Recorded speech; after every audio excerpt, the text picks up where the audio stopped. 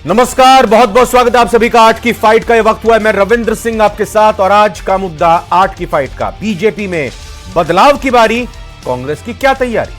BJP संगठन में बदलाव जल्द हो सकता है और इसकी चर्चाएं बीते काफी दिनों से चल रही हैं। संगठन में युवाओं को कहा जा रहा है कि अहम स्थान मिल सकता है। बीजेपी युवा चेहरों को जिम्मेदारी देकर नई पीढ़ी तैयार कर रही है। प्रदेश प्रभारी राधा मोहन अग्रवाल ने कहा कि नौजवान टीम बनेगी, नए कार्यकर्ता पदों पर होंगे, अनुभवी कार्यकर्ता अन्य दायित्वों पर होंगे। युवा और अनुभवी मिलकर एक मजबूत संगठन बनाएंगे। वहीं कांग्रेस में युवाओं को बड़ी जिम्मेदारी कब मिलेगी, इसका जवाब किसी के पास नहीं है, क्योंकि बात तो हर बार की जाती है कि युवाओं को जिम्मेदारी दी जाएगी, लेकिन मौका बुजुर्गों को मिल जाता है। सवाल उठता है कि कब कांग्रेस युवा उत्साह से युक्त ऊर्जावान होगी, कब कांग्रेस में बीजेपी की तरह युवाओं के लिए मौके होंगे? क्या बीजेपी में युवा और अगली पीढ़ी के लिए ज्यादा मौके हैं? तमाम मुद्दों पर चर्चा करेंगे। पहले एक रिपोर्ट है। बीजेपी संगठन में युवाओं की बढ़ेगी भागीदारी।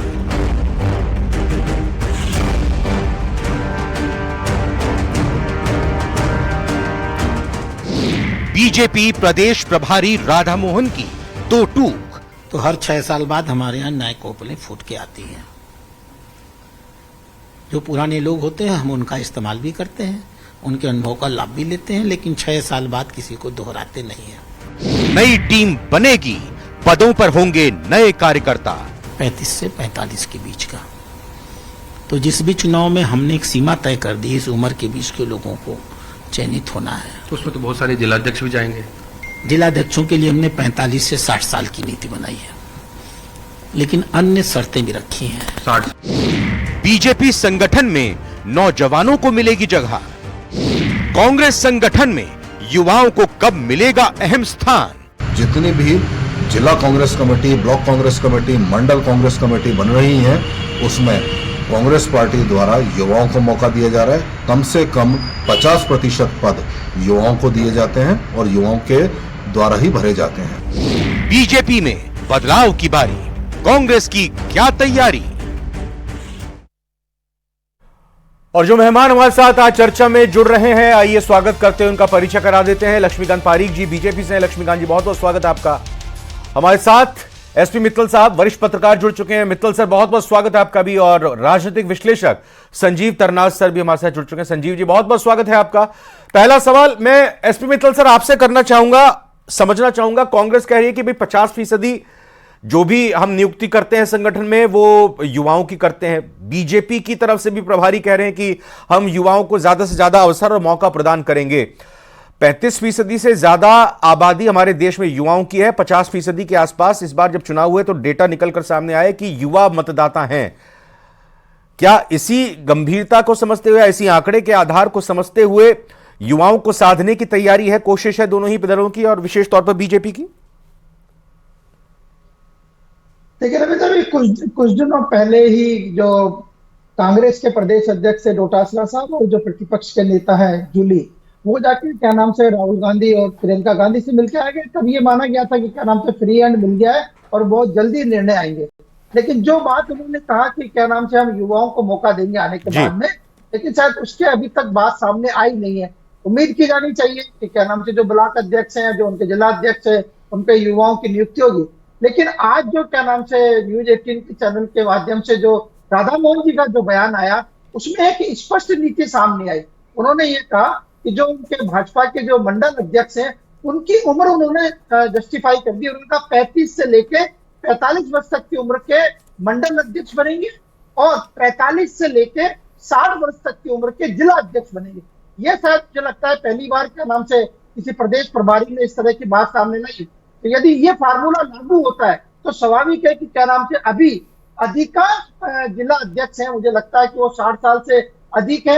एक बात तो ये साफ हो गई है कि क्या नाम से जब संगठन के चुनाव होंगे जनवरी के अंतिम सप्ताह तक, तब तक क्या नाम से ये जिला अध्यक्ष सारे हट जाएंगे और नए जिला अध्यक्ष आएंगे। उन्होंने कहा भी है कि हमारे यहाँ 6 साल के अंदर नई क्या नाम से कोपलें आती हैं। तो उम्मीद की जानी चाहिए। राधा मोहन जी क्या नाम से बहुत ही अनुशासित और बड़े सख्त माने जाते हैं संगठन के अंदर, तो वो ये सारी चीजें वहां कार्रवाई करेंगे तो मुझे लगता है कि भारतीय जनता पार्टी में बड़ा क्रांतिकारी परिवर्तन होगा। लेकिन इसके साथ ही क्या नाम से रविंद्र, मैं एक बात और बताना चाहता हूँ, शायद राधा मोहन जी की जानकारी में होगा, ऐसे कई अभी क्या नाम से भारतीय जनता पार्टी के नेता हैं जिनके पास दो दो पद हैं।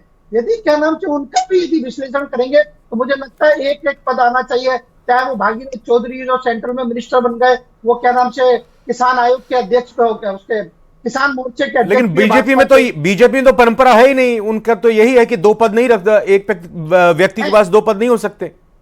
मैं आपको नाम गिना रहा हूं, मैं आपको रविंद्र नाम गिना रहा हूं। एक ओम प्रकाश भड़ाना है जो पार्टी के जनरल सेक्रेटरी भी है और देवनाथ की बोर्ड के अध्यक्ष भी है। एक क्या नाम चौकार सिंह जी लखावत साहब है जो क्या नाम से धरोहर संरक्षण प्राधिकरण के अध्यक्ष भी है और अनुशासन समिति के अध्यक्ष भी है। एक मैं चौधरी साहब का नाम गिना रहा हूँ जो पार्टी के क्या नाम से उपाध्यक्ष भी है और साथ ही किसान आयोग के अध्यक्ष भी है। ये सारे मंत्री हैं, मतलब इनके पास राज्य मंत्री का दर्जा प्राप्त है। तो दो दो पद है, उम्मीद की जानी चाहिए कि क्या नाम से राधा मोहन जी ने किया है तो उसमें बदलाव होगा। बिल्कुल, मैं अब सीधा रुख करता हूं लक्ष्मीकांत पारीख जी का। लक्ष्मीकांत पारीख जी, युवाओं को संगठन में मौका दे रहे हैं, अच्छी बात है, युवा ताकत आप अपने संगठन में लाना चाह रहे हैं, लेकिन क्या यह सिर्फ संगठन में पद देने तक ही सीमित रहेगा? पिछले चुनावों को अगर लोकसभा के देखें और विधानसभा के देखें, कितने युवाओं को मौका बीजेपी की तरफ से दिया गया, और आगामी चुनाव में आने वाले वक्त में जब टिकट बांटने की बारी आएगी तो भी क्या युवाओं को मौका दिया जाएगा, या फिर बस दरी बिछाने के लिए, कुर्सी बिछाने के लिए ही रहेंगे?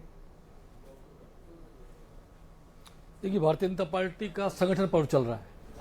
इन संगठन पर्व के अंतर्गत विभिन्न मंडलों के और विभिन्न जिलाध्यक्षों के बाद प्रदेश अध्यक्ष का, उसके बाद राष्ट्रीय अध्यक्ष का चयन होता है। इस चयन की प्रतिक्रिया में इस बार माननीय संगठन ने तय किया है कि इस बार मंडल अध्यक्षों की जो उन्होंने उम्र रेखा माननीय राधा मोहन जी साहब ने आपके सामने सबके सामने बताई है और उसके बाद जिलाध्यक्ष बताइए। निश्चित रूप से भारतीय जनता पार्टी हमेशा से अपने नए जोश को व अनुभव को दोनों को वरीयता देती है। निश्चित रूप से नए लोगों को मौका मिलता है, पुराने लोगों को उससे आगे का मौका मिलता है और फिर उनकी एक सब लोगों की जिम्मेदारी के साथ तय होती है। पार्टी एकजुटता के साथ, अगर चुनाव हो या संगठन का कोई काम हो, सब में एकजुटता के साथ आगे चलती है। आपने अभी जिस प्रकार से मेरे अभी मित्र साहब ने जिक्र किया, निश्चित रूप से जिन पदों की आपने बात की, भारतीय जनता पार्टी एक पद और एक व्यक्ति के सिद्धांत पर चलती है। जिन पदों की आपने भागीरथ चौधरी, लखावत साहब इत्यादि पदों की बात की, निश्चित रूप से सरकार आने से पहले ये लोग इन पदों पर बने हुए थे। वर्तमान में संगठन का फेरबदल होगा, निश्चित मान के चलिए भारतीय जनता पार्टी एक पद और व्यक्ति के सिद्धांत पर ही चलेगी। उन सब पदों पर से उनकी संगठन, यदि कोई सरकार में है तो संगठन में नहीं रहेगा, संगठन सरकार में उसकी भूमिका नहीं रहेगी। जहां तक अनुशासन समिति की आपने बात की, माननीय लखावत जी की समिति की बात की, तो मैंने आप बड़े स्पष्टता आपको कहा है कि भारतीय जनता पार्टी एक पद और व्यक्ति सिद्धांत पर चलने वाली पार्टी है। आपने गिने चुने कुछ लोगों का नाम लिया है, निश्चित रूप से बाकी दलों की बात नहीं करना चाहता, जिन पर एक व्यक्ति पास 6 और 8 पद भी हैं, लेकिन हम उन पदों की बात करें। भारतीय जनता पार्टी चूंकि पार्टी डिफरेंट की बात करती है, इसलिए हमने लगातार ये बात कोशिश की है कि पार्टी में एक व्यक्ति पास एक ही पद रहे। जहां तक आपने टिकट्स की बात की, निश्चित रूप से पिछले चुनाव को आप देख लीजिए, भारतीय जनता पार्टी ने युवा चेहरों को, नए चेहरों को मौका देने में वरीयता दी है। राजस्थान के लोकसभा चुनाव हो या विधानसभा के चुनाव हो, भारतीय जनता पार्टी ने कई सारे नए चेहरों को मौका दिया है, लगातार बदलाव किया है और बदलाव की दिशा में नए कार्यकर्ताओं को लगातार मौका मिलता है। इसके कारण पुराने कार्यकर्ताओं को अन्य जगहों पर मौका मिलता है, पार्टी संगठन का काम करने का मौका मिलता है। तो भारतीय जनता पार्टी हमेशा ही युवा जोश को व बुजुर्ग अनुभव को, दोनों को अपने स्तर पर वरीयता देती है। संजीव तरनाल साहब, राजनीति में कहा यह जाता है कि जो जितना बुजुर्ग होता जाता है, यूं कहें कि अनुभवी होता जाता है, उसके अंदर स्फूर्ति और जोश उतना ही ज्यादा आ जाता है। मैं समझना चाह रहा हूं आपसे कि युवाओं को मौका जब देंगे तो क्या अनुभव का साथ मिलेगा? अनुभव की क्या नाराजगी नहीं झेलनी पड़ेगी? देखिए, ये जाहिर सी बात है कि जो भी किसी भी पार्टी में, चाहे वो भारतीय जनता पार्टी की बात करें या कांग्रेस पार्टी की बात करें, जो भी व्यक्ति एक बड़े पद पर बैठा होता है, चाहे वो किसी भी पार्टी की बात हो, तो जब उसको उस पद से हटाया जाता है तो वो नाराजगी जरूर आती है। बट युवाओं को भी मौका देना, देखिए एक बात है कि युवाओं को भी मौका देना बहुत जरूरी है, क्योंकि अगर आप राजनीति करना चाहते हैं और आप चाहते हैं कि युवा पीढ़ी आगे आए, और युवाओं को जब आप मौका देने की बात करते हैं तो आपको कठोर फैसले लेने पड़ते हैं। तो हो सकता है थोड़ी बहुत नाराजगी उन लोगों की भी रहे, बट आपको ऐसे कठोर फैसले लेने पड़ेंगे, क्योंकि अगर आप जिस तरीके से देखें कि कांग्रेस ने जो उदयपुर के अंदर उनका सेशन हुआ था, जो डिक्लेरेशन उदयपुर के अंदर नव संकल्प शिविर के अंदर पास किया गया था 2022 में, उसमें कांग्रेस ने बड़ा स्पष्ट किया था कि 5 साल तक अगर कोई लगातार पार्टी के अंदर किसी पद पर बना हुआ है तो 5 साल बाद उसको हटाया जाएगा और किसी नए व्यक्ति को पद पर लाया जाएगा। और इस बार जो कांग्रेस की एक्सटेंडेड कांग्रेस वर्किंग कमेटी की बैठक होने वाली थी, उसमें भी कांग्रेस अध्यक्ष मल्लिकार्जुन खड़गे जी ने स्पष्ट किया था कि अब उदयपुर जो डिक्लेरेशन हम लोगों ने तय किया था उसको इंप्लीमेंट करने का समय आ गया। बट वो एक्सटेंडेड वर्किंग कमेटी की बैठक नहीं हो पाई क्योंकि मनमोहन जी की बड़ी दुखद खबर सब लोगों के सामने आई थी और पूरे देश ने दुख जाहिर किया था। तो मैं मानता हूं कि आने वाले समय के अंदर ऐसे फैसले लिए जाएंगे और युवाओं को आगे बढ़ाया जाएगा। और देखिए, रही बात नाराजगी की कि कोई नाराज होगा या नहीं होगा, क्योंकि अगर हम चाहते हैं कि कोई भी पार्टी अच्छे तरीके से फंक्शन करे तो युवाओं को आगे जरूर आना पड़ेगा, क्योंकि जब तक युवा आगे नहीं आएंगे तो जो यंग जनरेशन है हमारी, वो आपके साथ कनेक्ट नहीं कर पाएगी। क्योंकि जो जितना पुराना नेता होता है और जो जितनी नई जनरेशन है, उन दोनों के बीच का जो सोच समझ का जो फर्क होता है, उसमें काफी गैप आ जाता है। तो एक युवा ही युवा की प्रॉब्लम को समझ पाता है और उनके लिए बेहतरी के कार्य कर पाता है। आरसी चौधरी साहब कांग्रेस से हमारे साथ इस वक्त फोन लाइन पर जुड़ चुके हैं। चौधरी साहब, बीजेपी के प्रभारी का यह कहना कि हम मंडल अध्यक्षों का जो चुनाव कर रहे हैं उसमें 35 से 45 साल की उम्र का निर्धारण कर दिया गया है, 45 से 60 जिला अध्यक्षों का। मतलब उनकी तरफ से तैयारी पूरी है कि जैसा पद होगा उसी हिसाब से उसकी उम्र, उसका तजुर्बा होना चाहिए। युवाओं को बीजेपी आगे लाने की बात कर रही है। आपकी पार्टी में क्या चल रहा है?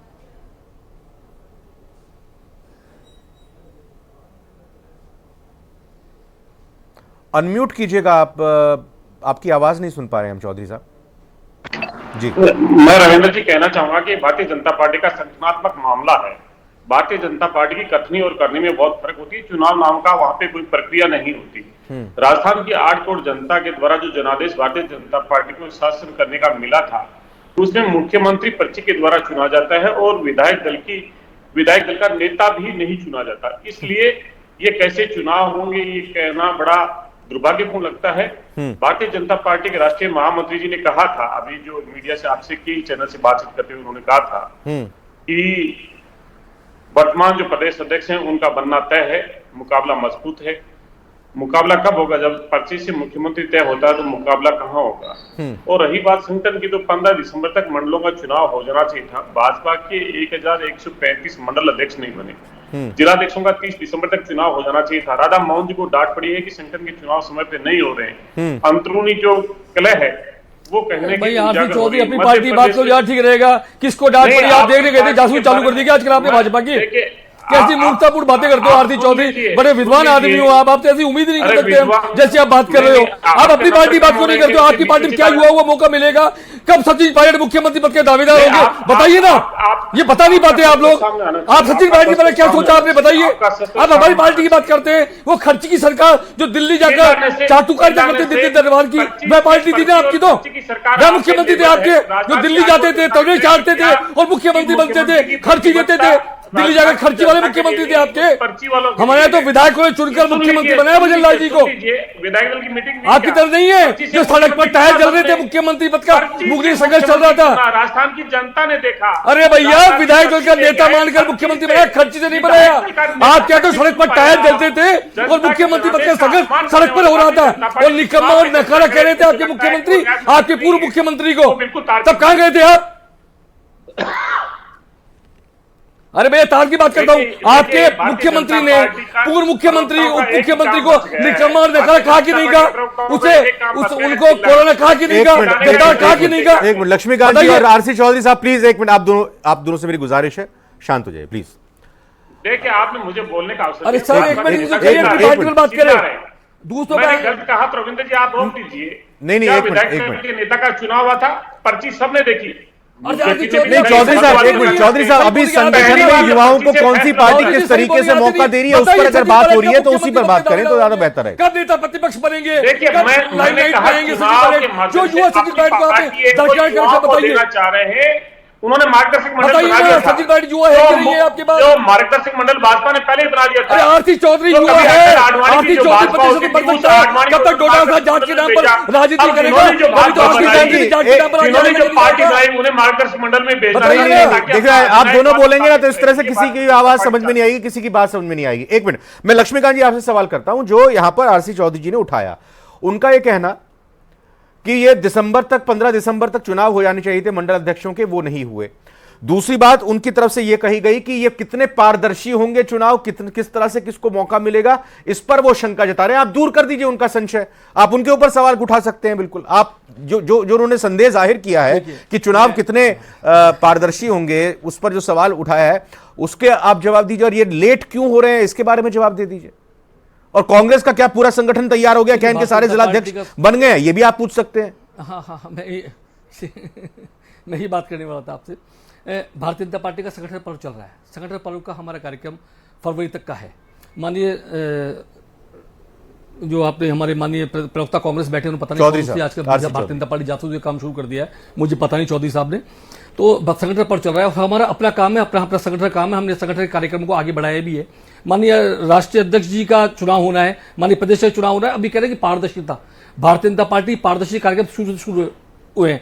आपके यहाँ पर तो गांधी परिवार के अलावा किसी का राष्ट्रीय अध्यक्ष बन जाना बड़ी चुनौतीपूर्ण काम होता है। शायद केसरी वो आपके सीताराम केसरी की बात, शायद कोई पहली बार राष्ट्रीय अध्यक्ष आपका दूसरा जाति का बना होगा, वरना लगातार गांधी परिवार के अंदर मतलब माननीय राहुल गांधी का विवाह नहीं हुआ, वरना बताया तक अगला राष्ट्रीय अध्यक्ष भी कौन होने वाला है आपका, उसका नाम भी शायद अभी ओपन हो जाता। लेकिन मैं समझता हूं भारतीय जनता पार्टी लोकतांत्रिक तरीके से चुने हुए लोगों का शासन करती है। माननीय अटल जी, माननीय अडवाणी जी, माननीय कुशवाहा ठाकरे साहब या माननीय गडकरी साहब, और बड़ी एक लंबी फहरिस्त है भारतीय जनता पार्टी के राष्ट्रीय अध्यक्षों की। मैं समझता हूं कि कांग्रेस इस फहरिस्त से बाहर नहीं आ सकती। यदि आप बात करेंगे तो इंदिरा गांधी, नेहरू, मोतीलाल नेहरू जी, फिर उसके बाद में एक आध दो बीच में केवी कामराजन वगैरह को छोड़ दीजिए, तो फिर बाकी जब चर्चा चलेगी तो गांधी परिवार के अलावा कोई दूसरा नजर नहीं आएगा। तो मैं समझता हूं जिस लोकतांत्रिक तरीके की बात करते हो सिर्फ और सिर्फ कहीं जिंदा है तो भारतीय जनता पार्टी जिंदा है। समाजवादी पार्टी में तय है कि मुलायम सिंह का बेटा अखिलेश यादव है, डिम्पल यादव है, वही बनेंगे। माननीय ममता जी की पार्टी के अंदर तय है, वहीं से बनेंगे। तो ये जो व्यक्ति जवाब नहीं भारतीय जनता पार्टी कैसी पार्टी है, क्या कभी भी लक्ष्मीकांत पारी भी राष्ट्रीय अध्यक्ष बन सकता है, तो भजनलाल जी शर्मा किसान का बेटा भी राजस्थान का मुख्यमंत्री बन सकता है। बार बार नहीं हो सकता, मैं समझता हूँ। और एक मिनट चौधरी सुनने अब आपसे पूछता हूँ, आपके ब्लॉक के चुनाव कितने हो गए बताइए, और कितने ब्लॉक आपके चुनाव हुए बताइए। क्या कब आपने प्रदेश अध्यक्ष का चयन चुनाव से किया बताइए, कब आपने मुख्यमंत्री पद का चयन चुनाव से किया बताइए। आपके यहाँ तो आधी रात को पर्ची आती है और हरदेव जोशी मुख्यमंत्री पद से हटते हैं और हीरालाल देवरा मुख्यमंत्री बन जाते हैं। आधी रात को शिवचरण माथुर के लिए पर्ची आती है, शिवचरण माथुर हटते जगन्नाथ पहाड़िया मुख्यमंत्री बन जाते हैं। अरे किस खर्ची या पर्ची की बात करते हैं आप? आपकी सरकार दे रहे हैं, चौधरी साहब जवाब दे रहे हैं आपके सवाल का, दे रहे हैं, वही मुख्यमंत्री बनता है आपके यहाँ पर, तो ये तय है। कैसे आपने राजस्थान के मोहनलाल सुखाड़ी को बाहर किया? ये डिबेट की कोई आपके दर्शक नहीं, कोई नेता तो नहीं था आपके पास। कब आपने हरदेव जोशी पाव लगकर बताइए, आपने पहाड़िया जो हटाया? अरे पारिक साहब एक मिनट, आपने सवाल उठाया, जवाब तो ले लें, जवाब ले लें पारिक साहब। एक मिनट आराम से जी। रविंद्र जी, आपने प्रश्न पूछे उनसे दो, कार्यक्रम नहीं बता पाए कि उनके चुनाव का कार्यक्रम क्या था। चारों का जवाब दीजिए, क्यों हटाया हीरालाल देवपुरा को, क्यों हटाया शिवचरण माथुर को, क्यों हटाया हरदेव जोशी को, क्यों हटाया मोहनलाल सुखाड़िया को, क्यों हटाया? एक मिनट, आशीष चौधरी साहब वो कह रहे हैं कि आपके 2 सवालों पर उन्होंने 4 सवालों का जवाब दे दिया है। रविंद्र जी, और 4 सवाल नहीं पूछे, बताइए जवाब दीजिए। और सचिन पायलट को निकम्मा और नकारा क्यों कहा अशोक गहलोत ने? उसके लिए क्या अशोक गहलोत माफी मांगेंगे सचिन पायलट से? बताइए। पारिक जी सुन तो लीजिए भाई साहब, पारिक जी सुन तो लीजिए। अरे सर ने पूछिए क्यों कहा सचिन पायलट को निकम्मा और नकारा, और आज क्या वे सही हो गए? क्यों क्या अशोक गहलोत से माफी मांगने को तैयार है? क्या गोविंद सिंह डोटासरा ही जाट देता रहेंगे, कभी आरती चौधरी भी जाट देता? एक मिनट, मैं अब सीधा रुक कर रहा हूं एसपी मित्तल साहब का। एक minute sir please, SP Mittal sir, ये लक्ष्मीकांत पारिक जी अचानक से जिस तरीके से अपनी बातों को रख रहे हैं सामने, क्योंकि हमने बड़ी गौर से देखा, आरसी चौधरी जी ने एक सवाल उठाया कि 15 दिसंबर तक ये चुनाव हो जाने चाहिए थे और प्रभारी को डांट पड़ी है, ये बात उन्होंने कही। और उसके बाद फिर किस तरीके से लक्ष्मीकांत पारिक जी ने अपनी बातों को रखा वो भी जाना चाहिए। एसपी मित्तल सर, मैं चाहूंगा आप इस पर आप अपनी बात रखिए। एक minute sir, Laxmikant Pareek ji please sir. अरे सर, ये कैसे डांट पड़ी, कैसे नहीं, ये चौधरी साहब ने कहा ना, मैं तो उनकी बात का उल्लेख कर रहा हूं ना। अब ये क्या बात है, अब हम ये चर्चा भी नहीं करने देंगे जैसे हम करना चाहेंगे तो गलत बात है। नहीं करते हैं आपके चैनल पे, गलत बयान नहीं करते। मित्तल साहब, झूठ पर झूठ और झूठ पर झूठ बोलते हैं कांग्रेस के प्रवक्ता पर बैठकर। याद पड़ गई इन लोगों की। बोलिए मित्तल साहब। रविंद्र जी देखिए, जो आरसी चौधरी साहब ने एक सवाल जो उठाया कि भाई 15 दिसंबर तक क्या नाम से आपके भाजपा के मंडल अध्यक्षों के चुनाव हो जाने चाहिए थे, वो जवाब आना चाहिए था।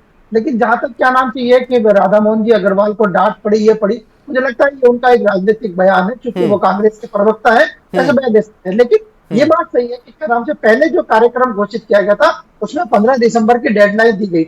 लेकिन मैं ये कह रहा हूं कि दोनों की, जाए भारतीय जनता पार्टी की बात हो चाहे कांग्रेस की बात हो, देखिए कांग्रेस को भी क्या नाम से आत्मविश्लेषण करना पड़ेगा कि आखिर पूरा क्या नाम से नई टीम बने हुए 1 साल हो गया, क्यों नहीं उनके क्या नाम से ब्लॉक अध्यक्षों की नियुक्ति रही। मैं अजमेर का एक उदाहरण देना चाहता हूँ। अजमेर में जो जिला अध्यक्ष है उनके, वो पुराने हैं, देहात शहर के अध्यक्ष वो तब के हैं जब सचिन पायलट प्रदेश अध्यक्ष हुआ करते थे। आज 6-7 साल गुजर गए, आज तक वही निवर्तमान अध्यक्ष चल रहे हैं। तो आखिर कांग्रेस को भी तो अपने क्या नाम से आत्मविश्लेषण करके इन सब समस्याओं को समाप्त करना पड़ेगा। जब डोटासरा साहब ये कह रहे हैं कि हम युवाओं को आगे आने का मौका दे रहे हैं, तो फिर क्या नाम से ब्लॉक अध्यक्ष या जिला अध्यक्षों की नियुक्तियां क्यों नहीं हो पा रही?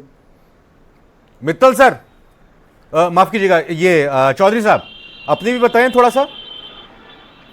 कांग्रेस संगठन तैयार नहीं कर रहा, अभी इंतजार कर रहे हैं कि आगे आने वाले चुनाव जब आएंगे उसके बाद ही तैयारी करेंगे। रविंद्र जी, वैसे तो हरियाणा का चुनाव आपने बिना जिलाध्यक्षों की लड़ लिया था। रविंद्र जी, मैं आपकी बात का जवाब देना चाहूंगा। ये युवाओं की बात करते हैं। राजस्थान के अंदर जो शीर्ष नेतृत्व है उसके अंदर प्रदेश अध्यक्ष और नेता प्रतिपक्ष। प्रदेश अध्यक्ष हैं वो 50 साल से ऊपर के हैं और जो नेता प्रतिपक्ष हैं वो 50 साल से कम उम्र के। जो हमारा उदयपुर संकल्प शिविर था, उस संकल्प शिविर में हमने लिया कि हम 50% से कम उम्र के 50% लोग रखेंगे और 50% 50 साल से अबव। हम सदैव जो अनुभव है, जिन्होंने पार्टी को बनाया है, जिन्होंने पार्टी के लिए अपने जीवन को समर्पित किया है, उनके मार्गदर्शन में, उनके निर्देशन में हम ऐसे नहीं है कि वरिष्ठों को विसार दें और युवाओं को नकार दें। हम दोनों का सामंजस्य लेकर चलने वाले हैं। कांग्रेस पार्टी ऐसा संगठन है जिसपे न्यूज 18 ने दिखाया, हर जो पीसीसी का डेलीगेट जो बन के आया, उस पीसीसी के डेलीगेट ने अपने वोट के माध्यम से राष्ट्रीय अध्यक्ष को चुना। किसी राजनीतिक दल में अगर आपने ऐसा मतदान किया हो तो रविंद्र जी, आप मेरी बात को नकार दीजिएगा, काट दीजिएगा, क्योंकि राजस्थान के दर्शकों को सनसनी नहीं चाहिए, सत्य चाहिए। सनसनी फैलाने के लिए बहुत बड़े मीडिया है जो मोदी की गोद में बैठ के करता है। लेकिन आपका भरोसा है, जो राष्ट्रीय अध्यक्ष खड़गे साहब बने, किसके द्वारा बने थे, कैसे बने थे? महत्वपूर्ण बात यह है कि वो किसको अवसर देना चाहते हैं और किसको अवसर नहीं देना चाहते। ये भाजपा का संगठन का अंदरूनी मामला है। लेकिन राधा मोहन जी भाजपा के राष्ट्रीय अध्यक्ष हैं, राष्ट्रीय महामंत्री हैं, राजस्थान में और केंद्र में उनकी सरकार है। हमारे पूर्व मुख्यमंत्री अशोक गहलोत जी ने मणिपुर को लेकर पूछा, उन्होंने कहा मणिपुर बहुत दूर है। क्या वो राजस्थान देश का हिस्सा नहीं मानते मणिपुर को? मणिपुर के बयान पे जो उन्होंने कहा कि देश के प्रधानमंत्री की देश की जनता ने समय समय पे बातें मानी है, अगर वो एक अपील करते तो लहूलुहान रुकता और मणिपुर जलने से बचता और राजस्थान की दराज से अगर वो बात को स्वीकार करते हो तो मुख्यमंत्री ने एक लंबा राजनीतिक अनुभव उसको लेके। अच्छा, लक्ष्मीकांत पारीक जी ने एक सवाल और पूछा है सर, एक बात और पूछी आपसे कि कांग्रेस कब जो है सचिन पायलट को मुख्यमंत्री के पद के तौर पर दावेदार बनाने जा रही है? रविंद्र जी, यहाँ पे 25 रविंद्र जी मैं जवाब देता हूँ। रविंद्र जी जवाब देता हूँ। रविंद्र जी मैं जवाब देता हूँ। दीजिए। क्या निकम्मा और नकारा कहने के लिए माननीय गहलोत साहब माफी मांगेंगे? राजस्थान की जनता तो सचिन पायलट थे, क्या कोरोना कहने के लिए माफी मांगेंगे? लक्ष्मीकांत जी, चौधरी साहब कह रहे हैं आपकी सरकार को भी कहा है निकम्मा नकारा गहलोत जी ने। रविंद्र जी, मैं अरे वो तो आपका राजनीतिक बयान था, आपने अपने आदमियों का है। रविंद्र जी, अब एक बार जवाब सुन लेते हैं। एक मिनट, जो आपने कहा ना सचिन पायलट को लेकर कहा कि कब सीएम के तौर पर उनको, वो सुन लेते हैं, उसका जवाब दे रहे हैं चौधरी साहब, बताइए ना, बोलिए। रविंद्र जी, मैं कहना चाहूंगा कि कांग्रेस पार्टी विधायकों के माध्यम से विधायक दल का नेता चुनती है। कांग्रेस पार्टी जनता के जनादेश का सम्मान करती है। विधायक दल के नेता जिसको चुनेंगे वो सूबे का मुख्यमंत्री बनेगा, चाहे सचिन पायलट जी हो, अशोक गहलोत जी हो, डोटासरा जी हो, टीकाराम जूली हो या पार्टी के हमारे अन्य वरिष्ठ नेता हो, उनकी एक प्रतिबद्धता है कि जनता के प्रति हम किसे जवाब दें। राजस्थान की जनता पूछती है आज क्या वे सही हो गए? अरे देश बताइए, जवाब दीजिए इस बात का। जनता के जनादेश देश को पूछता है कुचलने आपसे, वालों, तुमसे क्या देश सचिन पूछ रहा है। पायलट ठीक हो गए चुनी क्या? हुई सरकारों क्या को गिराया अशोक है, गहलोत मांगेंगे आपने सचिन विधायकों पायलट को से? खरीदा है। निकम्मों ने कहा मध्य कहने के लिए प्रदेश माफी हो, मांगेंगे अरुणाचल हो, सचिन गोवा पायलट हो, से? सब जगह मांगेंगे या नहीं मांगेंगे आपने 12 बताइए? राज्यों की क्या सरकारों सचिन को पायलट कोरोना है या जनता नहीं? के बिल्कुल, जनादेश ये देने के चर्चा, ये बावजूद बातचीत तो और भी आपने ज्यादा पैसे लंबी खिंच से सकती है, उस लेकिन सरकार जो को मूल खींचा सवाल है कि युवाओं को कितना राजनीतिक दल मौका दे रहे हैं। अगर मौका देने की विचार कर रहे हैं और इस विचार को आगे फलीभूत कर रहे हैं तो बहुत अच्छा होगा। न सिर्फ धन बल बाहुबल बल्कि परिवारवाद से भी राजनीति में मुक्ति मिल सकती है और युवाओं के आगे आने से युवा देश में एक नई ऊर्जा का संचार हो सकता है। इसलिए राजनीतिक दलों को इस तरफ बहुत गंभीरता से विचार करते हुए इस पर अमल करना चाहिए। सभी मेहमानों का बहुत बहुत धन्यवाद। 8 की फाइट में आज